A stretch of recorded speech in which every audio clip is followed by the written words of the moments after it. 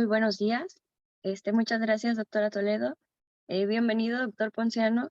Es un gusto conocerle al menos vía electrónica. Como ya lo mencionó la doctora, pues nuestra primera ponencia va enfocada a lo que es la escala de Sarit.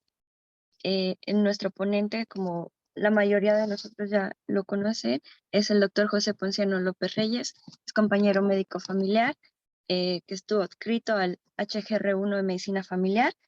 El título como tal de la ponencia es la escala de Sarit y aplicación en sobrecarga del cuidador. Bienvenido, doctor. Adelante.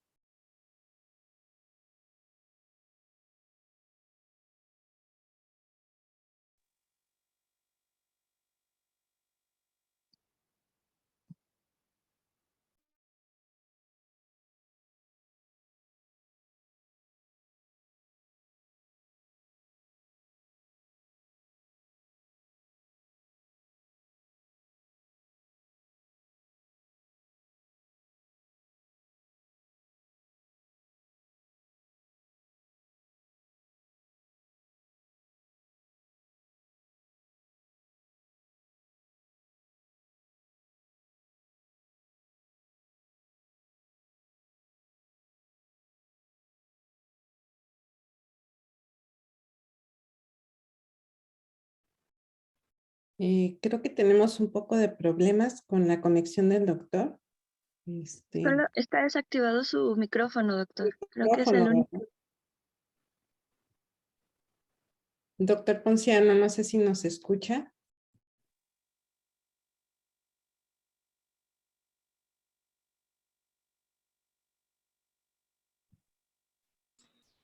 ¿Ya me escuchan? Listo, Sí, doctor. doctor. Es que me sacó mi internet, perdón. Sí, Espero no me vuelva a sacar. no se preocupe, doctor, adelante. Bueno, pues buenos días a todos. Vamos a iniciar con esta pequeña ponencia que me pidieron participar, que es la de la aplicación, la escala de Sarit. ¿Sí la ven? Sí, Sí, doctor, doctor. se ve muy bien. La escala de Sarit y su aplicación en la sobrecarga del cuidador primario. Bueno, para poder hablar sobre este tema, bueno, antes que nada tendríamos que empezar a hablar, al parecer esta plática va enfocada principalmente el día de hoy al tema de oncología. Entonces, para esto primero tendríamos que ir entendiendo que el cáncer como una enfermedad crónica va a determinar no está determinado solamente por variables biológicas, sino existe un conjunto de factores desde el punto de vista culturales, psicológicos, que van a afectar la forma en que la familia y el enfermo van a responder a la enfermedad. Son muchos los factores, son muchas las formas de respuestas que puede haber de una familia a otra. Hay que entender que las repercusiones de la enfermedad, sobre todo los problemas de tipo oncológicos, no solamente van a afectar al enfermo, sino a todos los que rodean y sobre todo al cuidador primario o cuidador principal, que es el que está... hay que entender más que nada que el cuidador primario o principal es aquella persona que va a atender de primera instancia, o sea, de primera mano, todas las necesidades, tanto físicas como emocionales, es decir, todo el cuidado de alimentación, de cuidados, de baño, de movilización y también todos los aspectos emocionales del paciente. Que si se siente triste, que si está enojado, que los cambios, hay muchos cambios desde el punto de vista emocionales en el propio paciente por el mismo proceso de duelo que está elaborando por su pérdida de salud. Y esto por lo general, este papel por lo general está asumido por el esposo o esposa, el hijo o la hija, un familiar cercano al enfermo principalmente.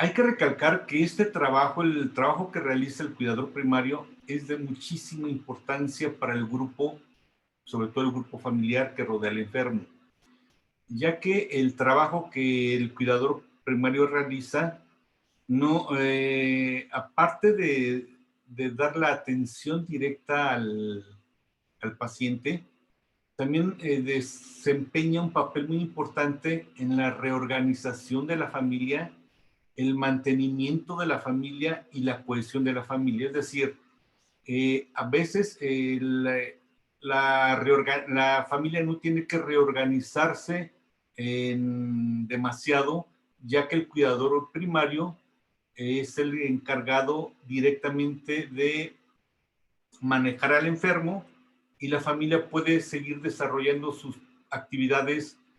Los demás miembros de la familia, perdón, pueden ir desarrollando sus actividades propias sin inversión de tiempo u otras actividades para cuidar al enfermo.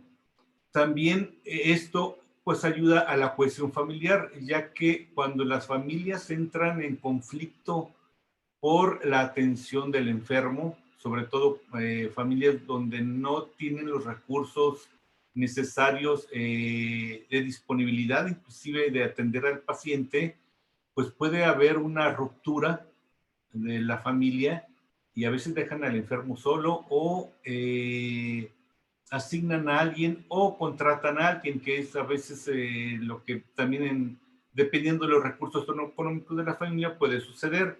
Entonces el papel del cuidador primario es muy importante, ya que el cuidado del enfermo y ayuda mucho a la dinámica de la familia. Este rol o este papel, por ahí encontré un artículo que encontraron que por lo general está actuado o desarrollado por una mujer, por lo general es la esposa o la hija del enfermo. También, por lo general, el cuidador primario tiene un nivel cultural bajo. Esa es una característica que muchas veces en la familia, quien no estudió, quien es ama de casa, quien no trabaja, es al que le asignan el rol de cuidador primario. Este cuidador primario tiene la tarea de cuidar al enfermo diariamente y sin periodos de descanso. También por ahí encontré un artículo que dice que encontraron que el cuidador primario invierte entre 8 y 12 horas todos los días al cuidado del enfermo. Entonces, cuidar un paciente, sobre todo de tipo oncológico, en donde son periodos que duran de 1 a 3 años. Cuidar a una persona de estas características, pues si se fijan, no es nada fácil, no es una tarea fácil. Por lo general tienen poco apoyo y no nada más refiero en la cuestión económica. Le dejan toda la carga del cuidado al 100% al cuidador y a veces la familia se deslinda, hay una reacción centrípeta dentro de la familia. También una característica es que no reciben apoyo económico ni capacitación previa para la atención del enfermo. A menos de que, bueno, en el instituto tenemos el servicio de ADEC, donde este servicio, bueno, les proporciona precisamente esta capacitación, pero a veces la capacitación ya viene después, no antes de. Entonces, a veces, según a su criterio, sus ideas, sus costumbres, van a ser los cuidados que a veces le van a dar al enfermo y en ocasiones no son las más deseables. El ser cuidador primario va a conllevar riesgos para la salud de quien realiza esta tarea, ya que por lo general, les decía, esta tarea recae sobre una persona. Yo he visto algunas familias en donde se reparten, un día le toca a cada quien, sobre todo cuando son el enfermo es el padre o la madre, los hijos o hijas, se reparten un día cada quien para cuidar al enfermo. Y bueno, ahí todo como que se diluye un poco, pero hay la mayor parte de las familias, esta tarea recae solamente en una persona y es la responsable del cuidado al 100% del enfermo.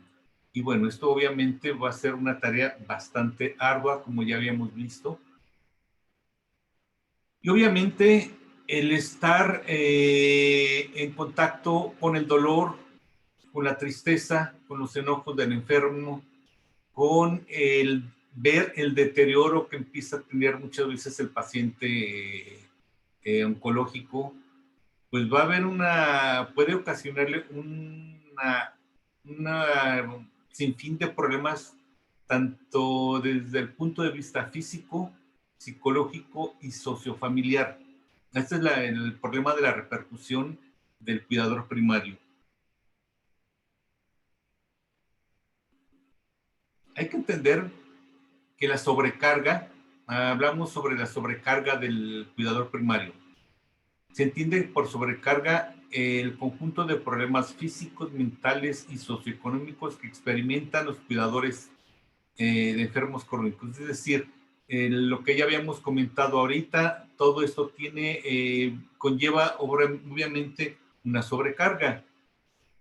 Esta sobrecarga, al estar el cuidador primario enfocado al 100% a cuidar a un enfermo, va a afectar sus actividades de ocio o recreación, sus tiempos de descanso, va a afectar sus relaciones sociales, va a afectar sus relaciones con amistades, sobre todo también cuando son hijos o hijas casadas, la intimidad, tienen problemas con la pareja porque el agotamiento físico, pues a veces ya no les permite tener acercamiento o intimidad con la pareja, con su propia familia. Obviamente se ve coartada su libertad a casi el 100% y obviamente se va a afectar, va a haber un desajuste en su equilibrio personal. Si se fijan, es una problemática bastante compleja. Obviamente, se distinguen dos tipos de sobrecarga. Existe una carga objetiva, que es el tiempo y el dinero que se invierte en los cuidados. A veces tiempo y dinero la familia apoya, pero hay veces que no. Hay veces que el propio cuidador primario tiene que invertir tanto su dinero como su tiempo para el cuidado del paciente. Y también entendemos lo que es la carga subjetiva. La carga subjetiva son todas estas repercusiones emocionales a todas las demandas y problemas relacionados con el acto del cuidar. Es decir, el ver lo que les había comentado, el ver al paciente afectado con cambios emocionales, esto también le trae a él, al propio cuidador, cambios emocionales muy, muy fuertes, muy importantes, que inclusive cuando un familiar tan cercano como puede ser el padre, el hijo, el ver el elaborar su proceso de duelo anticipatorio, porque tiene un mayor riesgo, una probabilidad muy grande de muerte, pues esto trae cambios emocionales bastante intensos.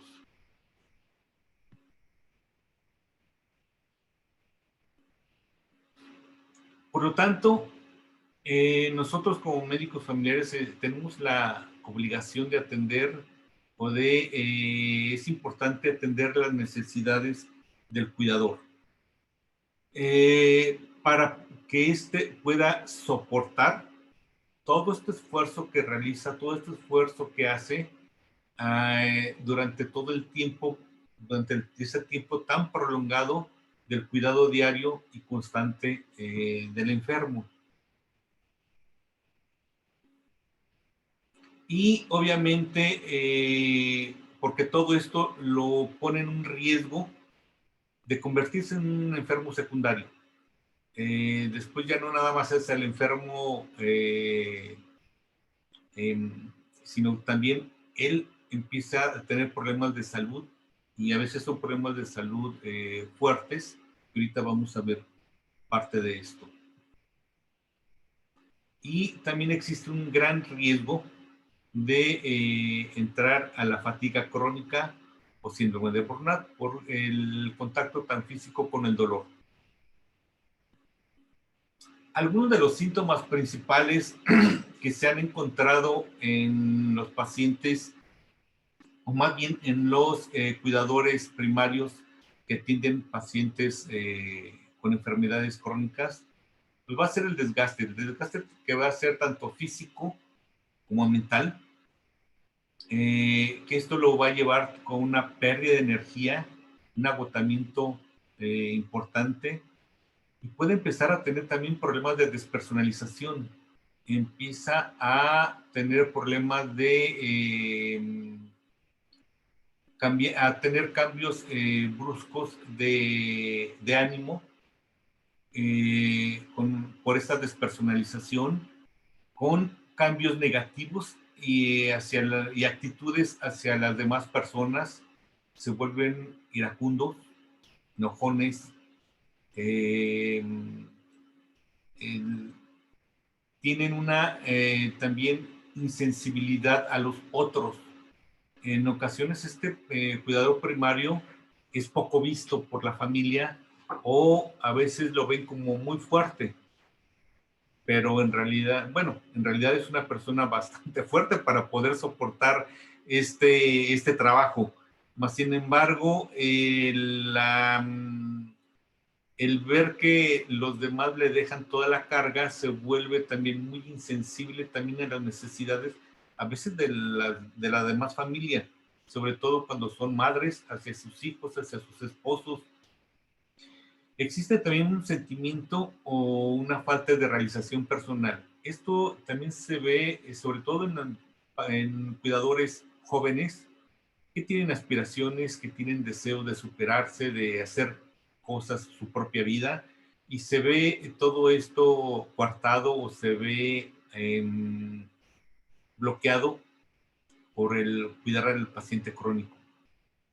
También algo muy frecuente, que entran en depresión, tienen baja autoestima, como les decía, hay una irritabilidad tremenda, se vuelven muy, muy enojones, se aíslan, sobre todo cuando son profesionistas, hay un aislamiento profesional, bajo rendimiento, cuando a veces, porque a veces también su actividad, aún del cuidar al enfermo, empieza a tener su rendimiento, puede irse mermando poco a poco. Tiene una escasa tolerancia a las tensiones. Hay una pérdida en la motivación hacia el trabajo. Pueden también tener trastornos del sueño, desde insomnio, lo más común es insomnio, periodos de ansiedad. También es frecuente encontrar reacciones exageradas a las críticas. Si les comentan algo cómo mejorar o cómo apoyarse, inclusive el sugerirles que vayan con el psicólogo o algo, se enojan, tienen una reacción muy, muy exagerada, porque a veces sienten que no, por estos cambios de despersonalización y estos cambios emocionales que están teniendo. Tienen muchas dificultades para las relaciones interpersonales sobre todo con con su familia cercana, y a veces con también la gente del exterior. Llegan al seguro social todos enojados, quieren que los atiendan rápido, quieren que les den todo el medicamento que piden. Es decir, son parte de las reacciones que nosotros podemos tomar en cuenta para poder identificar que este paciente ya está teniendo problemas. Obviamente van a tener sentimientos de desesperanza cuando ven sobre todo que el paciente empieza a deteriorarse, resentimientos hacia la persona que cuidan. Esto es algo muy importante porque aquí hay un choque de emociones en el cuidador primario. Esto lo vemos muy frecuentemente en terapia. Primero hay un enojo muy fuerte hacia el enfermo. En primera porque se enojó. En segunda porque a él le tocó cuidarlo o cuidarla y pues vimos que le está coartando toda su vida. Pero a la vez esto, pues a veces es la mamá, el papá, el hijo. Existe amor. Entonces estas dos emociones chocan y empiezan a tener una culpa tremenda. Se sienten muy culpables porque aman a la persona, pero están enojados con ellas y sienten existe una mezcla de confusión entre amor y odio hacia el propio enfermo. A veces pueden llegar, cuando se deprimen demasiado, pueden llegar también a tener ideaciones suicidas. Y bueno, también dentro de los síntomas muy frecuentes que podemos encontrar, pues son la cefalea, las lumbalgias, dorsalgias, y también son personas que se aíslan mucho socialmente. Su vida va a girar siempre en torno y alrededor del paciente crónico.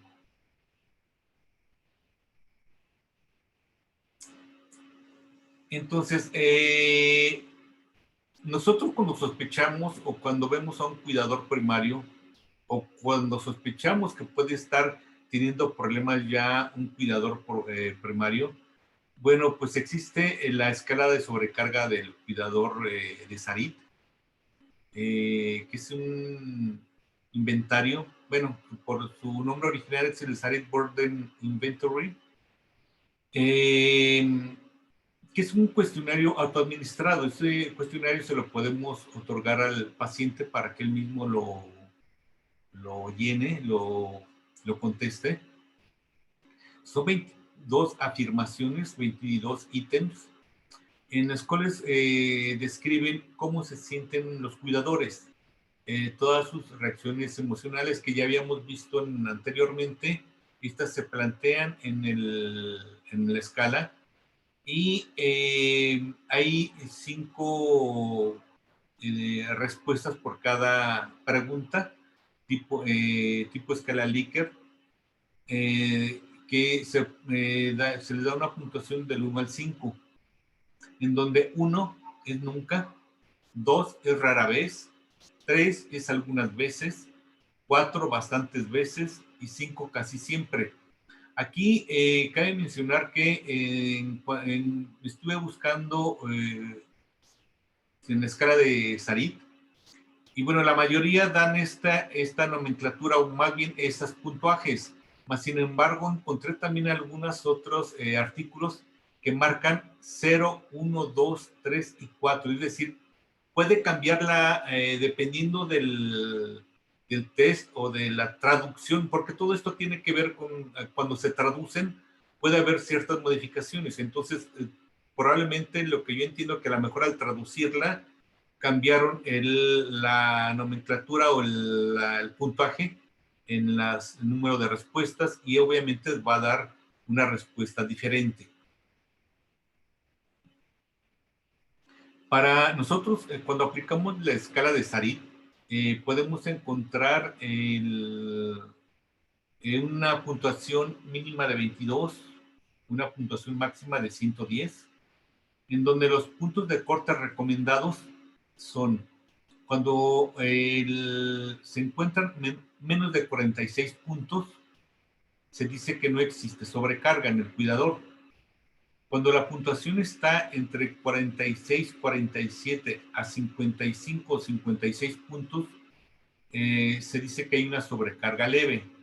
pero cuando se encuentran de 55 a 56 o más puntos, hablamos de una sobrecarga intensa, que esto obviamente nos habla de hay que parar las antenitas para, si ya tiene problemas de salud esta paciente, pues manejarlo adecuadamente, y si no, prevenir la presencia de una enfermedad o problemas secundarios. Esta es la escala. Aquí vienen las 22 preguntas, en donde, si se fijan, todas las preguntas van enfocadas a sus problemas emocionales y que tienen que ver con el cuidado del paciente. Si el paciente está pidiendo más ayuda de la que realmente necesita, porque a veces el paciente crónico se vuelve muy demandante, se vuelve, obviamente porque también está muy enojado y está en su proceso de duelo personal, y se vuelven muy demandantes y demandan más de lo que realmente necesitan. Bueno, van a ver al rato problemas con niños. Los niños se vuelven más berrinchudos, se vuelven más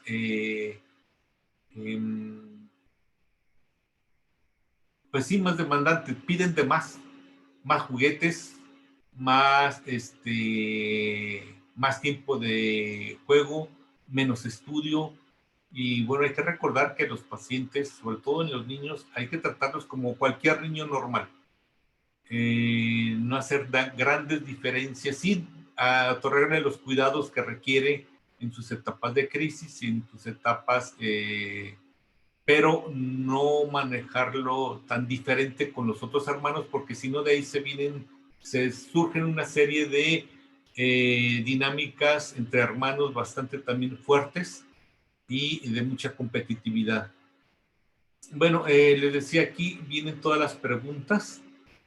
Mide el futuro del familiar, si están enojados con el enfermo, si sienten vergüenza por las conductas del enfermo, porque a veces sus conductas se vuelven muy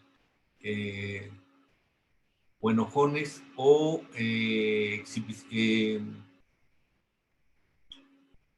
adquieren ciertas conductas no adecuadas, por así decirlo. Y bueno, como les decía, aquí vienen las respuestas donde el mismo paciente va a ir contestando cada una de las preguntas. No necesariamente tiene que estar el médico o el encuestador junto a él, se le puede dar. Entiendo que a veces en la consulta es difícil quedarnos 5 o 10 minutos a que el paciente conteste en el consultorio la escala, pero se la podríamos dar en un momento dado, que la llene afuera y después nos la entregue, y así poder identificar y dar un seguimiento a este paciente cuidador primario. Porque si se fijan, bueno, es muy importante, entendiendo todo esto, hacer una valoración integral del cuidador primario para detectar una situación de sobrecarga que en un momento dado va a repercutir sobre la salud y, como ya les decía, entrar en que sea un enfermo secundario. Y bueno, pues este es un tema, se me hizo un tema corto, no es un tema muy amplio, mucho que se pueda describir, porque bueno, va en ese tema, al parecer, que me pidieron, iba enfocado más que nada a la aplicación de este test de SARIT en el cuidador primario. Y bueno, quise dar más que nada, más que aplicar el test, dar un panorama general de lo que es el cuidador primario, de las tareas que desempeña o que realiza el cuidador primario, para entender la sobrecarga que tiene o que puede estar teniendo al cuidar a un enfermo crónico, sobre todo de tipo oncológico. No sé si tengan alguna pregunta, algún comentario, algo. Ok, muchas gracias, doctor. Primero que nada, agradeciendo su presencia, como siempre, apoyándonos al colegio. Y pues es un gusto tenerlo aquí con nosotros. La verdad, le mando un abrazo. Eh, Y, y gracias. bueno, sí, doctor. Y No sé pues si bueno, perdón, perdón. puedo hacer algún comentario. Sí, no sé si alguien tiene una pregunta. Vi que el doctor Pérez, Arturo, tenía levantada la mano al inicio. No sé si tenga alguna duda, doctor.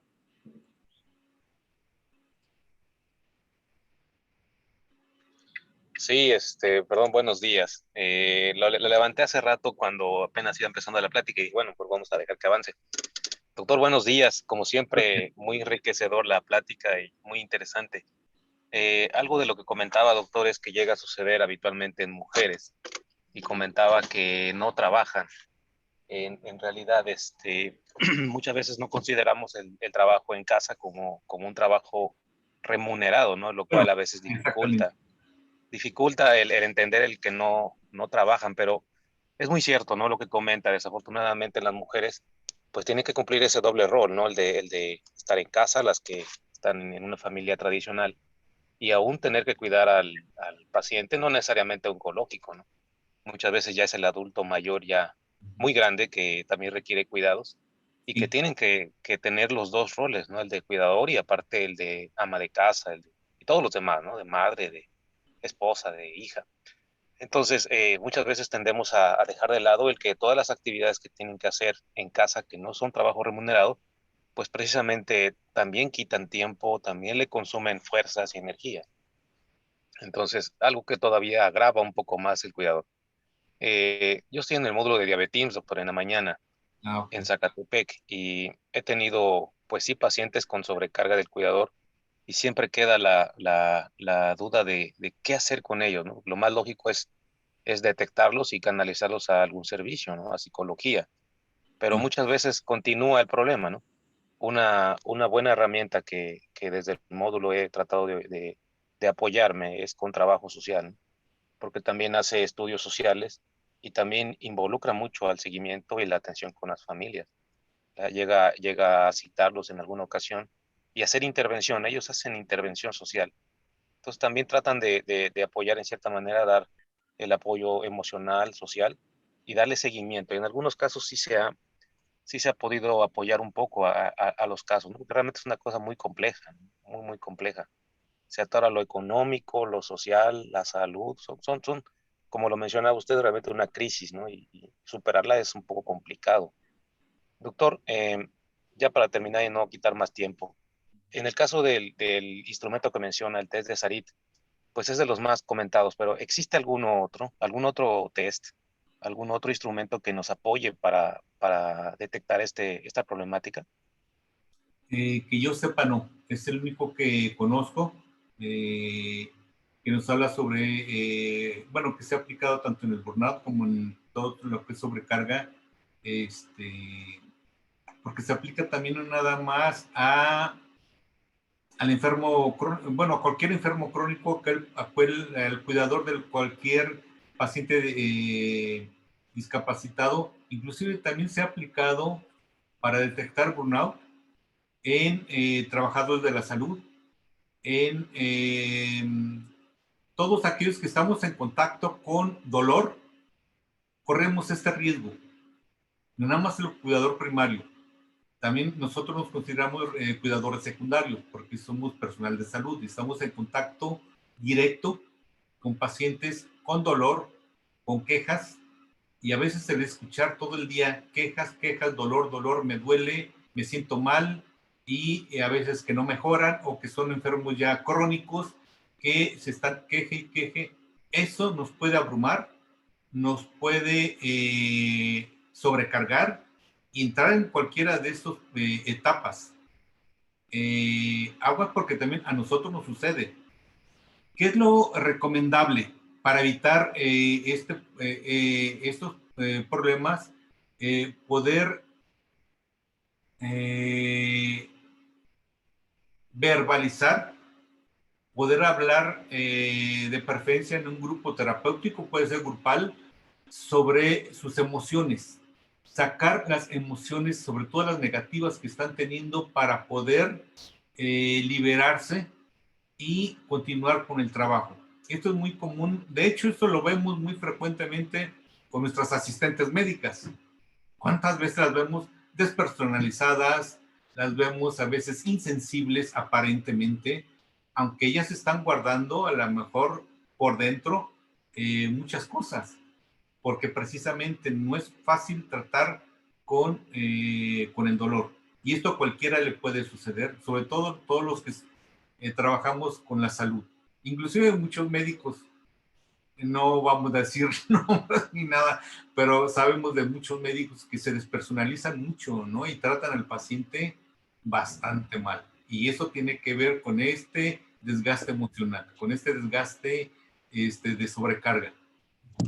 Y como me decías que qué se puede hacer, pues una puede ser canalizarla al departamento de psicología para que pueda manejar sus emociones.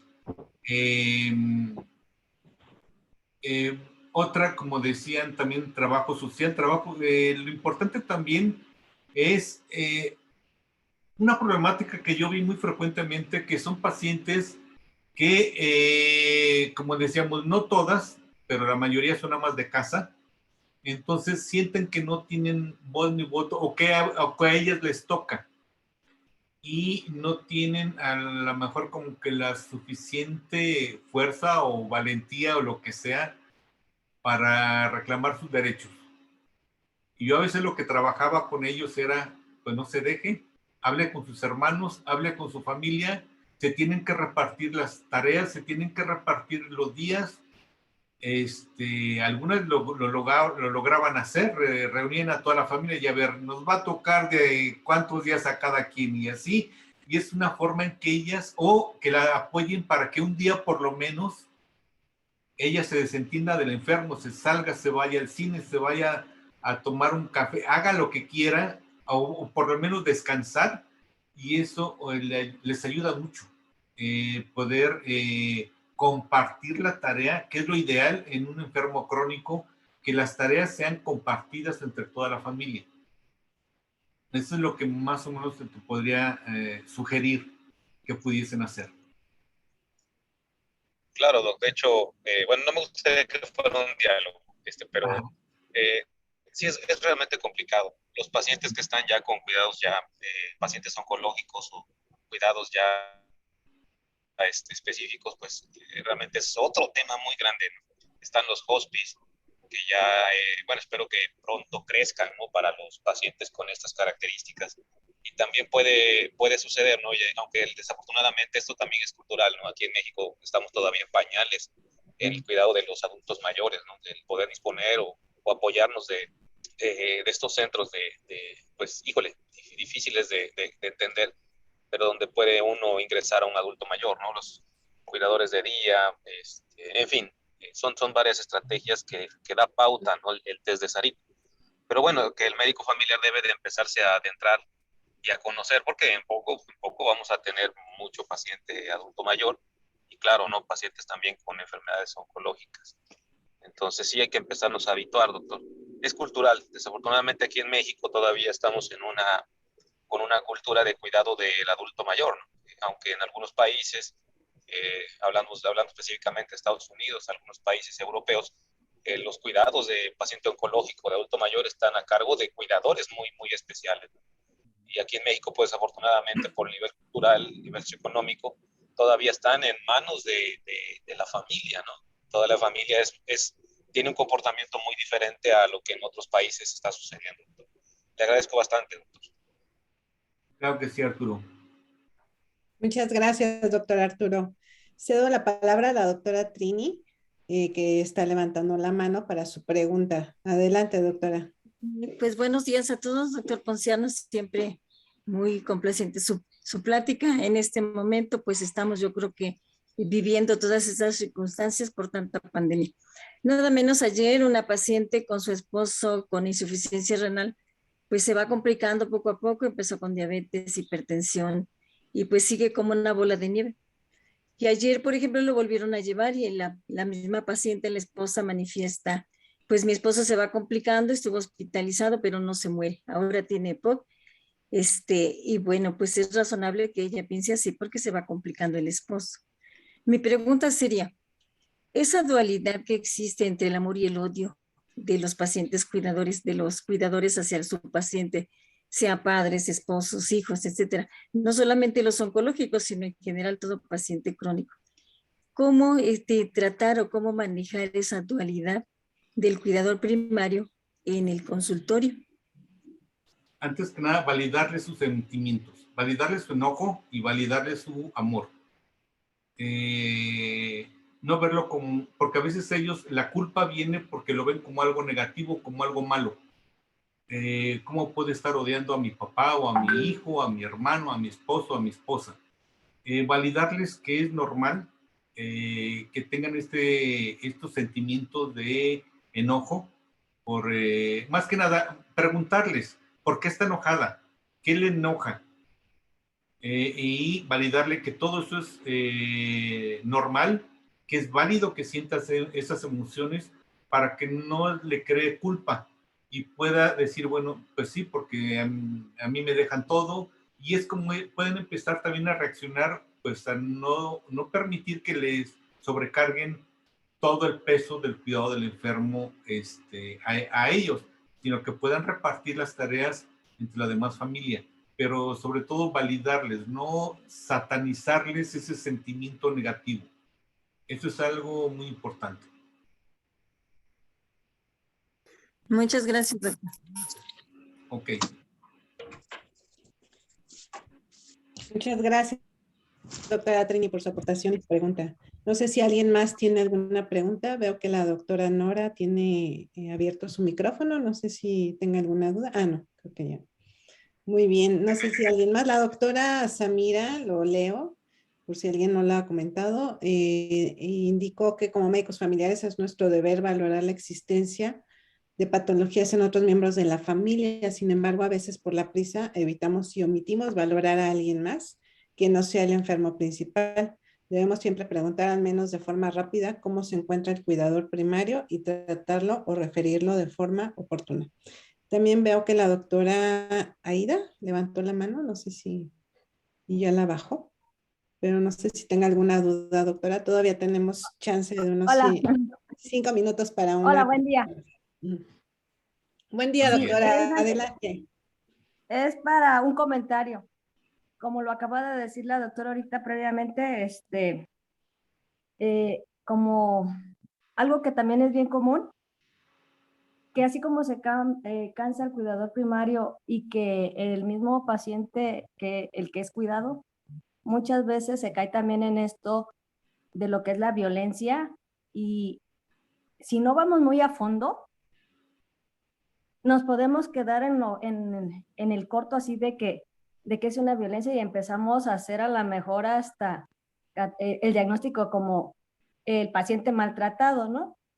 El adulto mayor maltratado, y entonces empezamos a hacer el llamado incluso al Ministerio Público y todo, cuando no se llega a profundizar que es un síndrome del cuidador colapsado.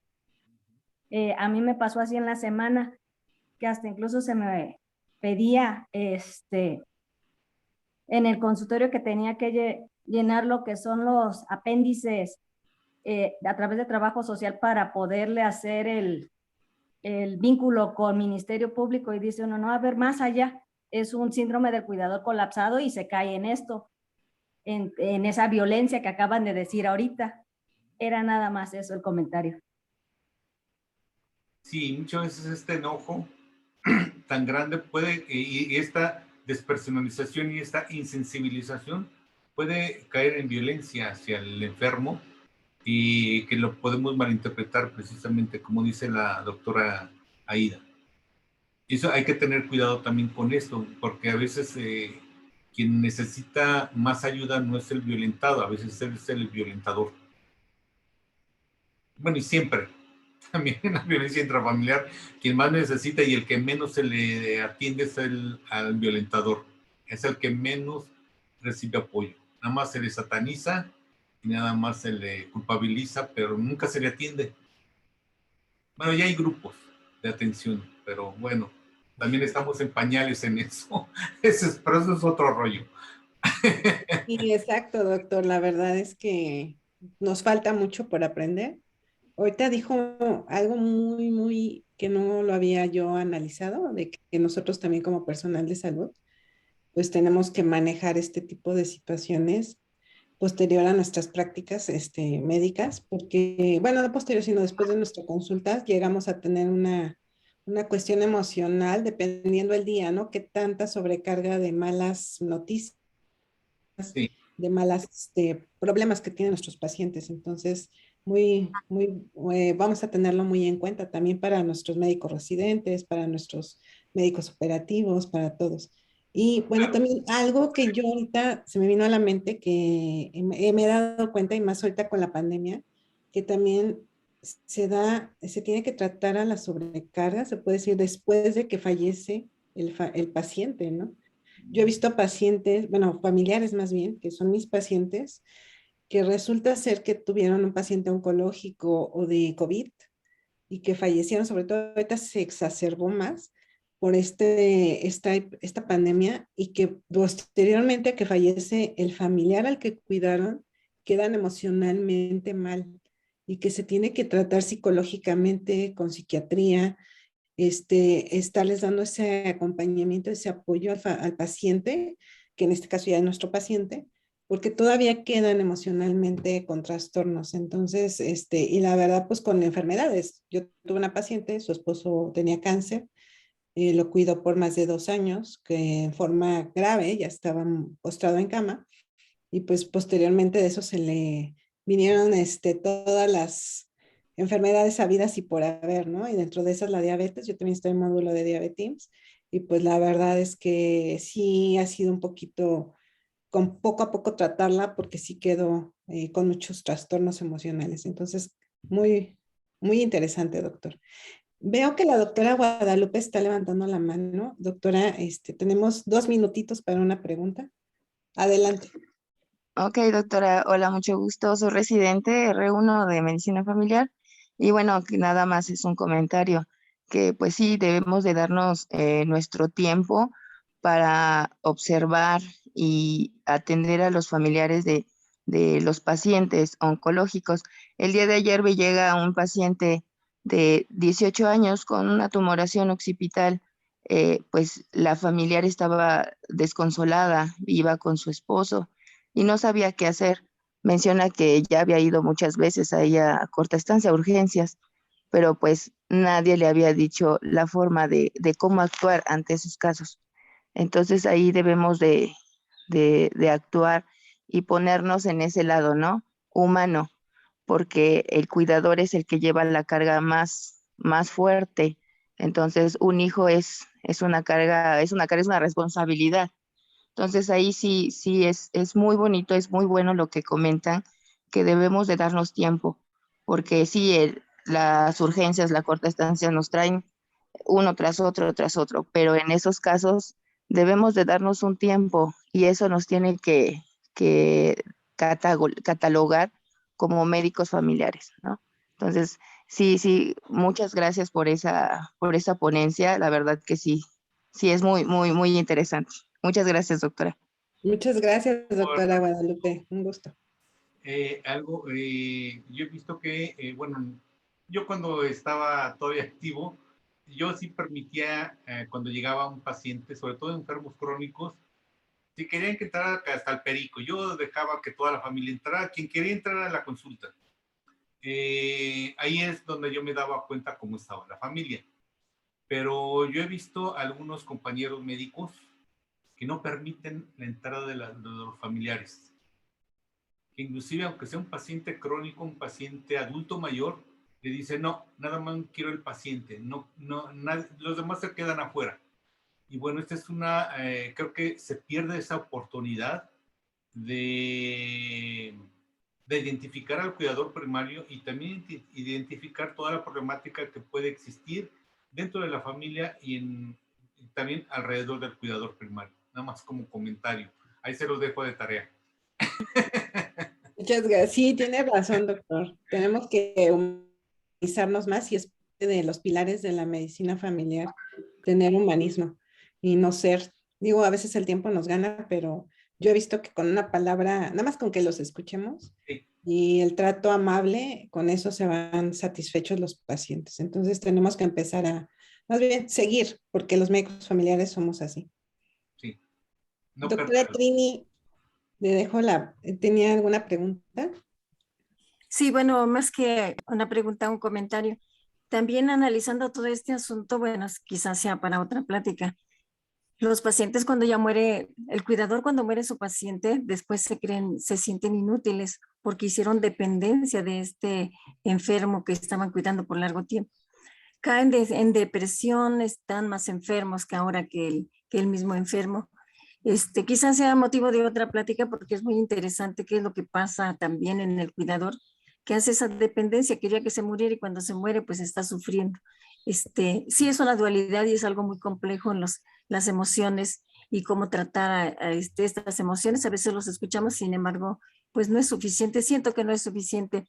Tengo muchos pacientes así que han sido cuidadores y hoy día están más enfermos que el mismo enfermo. O quizá estaban enfermos desde antes, pero no se dejaban entrever esa situación precisamente porque eran cuidadores de alguien que pretendían que estaba más enfermo de ellos. Quizá más adelante, doctor, tengamos que invitarlo para ver qué pasa con esa dependencia, con los cuidadores que ya no tienen a quién cuidar. Gracias. Habría que checar. Sí, ya lo plantearemos en la mesa directiva y le avisamos, doctor. Ahí lo invitaremos. Bueno, pues la verdad es un gusto y un honor tenerlo aquí con nosotros, doctor. Le agradecemos su tiempo y su excelente ponencia, que todos estamos de acuerdo. Y pues bueno, en breve le haremos llegar su constancia de participación como ponente. Y pues bueno, le agradecemos mucho, doctor. Sí, muchas gracias y bueno, muchas gracias a todos por su presencia y por su atención. Gracias, doctor. Y a los socios y a nuestros asistentes les invitamos a pasarnos a la siguiente ponencia. Voy a dar finalizar a esta ponencia y empezamos la otra. Gracias, doctor. Sí, gracias. Hasta luego. Que tenga bonito Buen día. fin.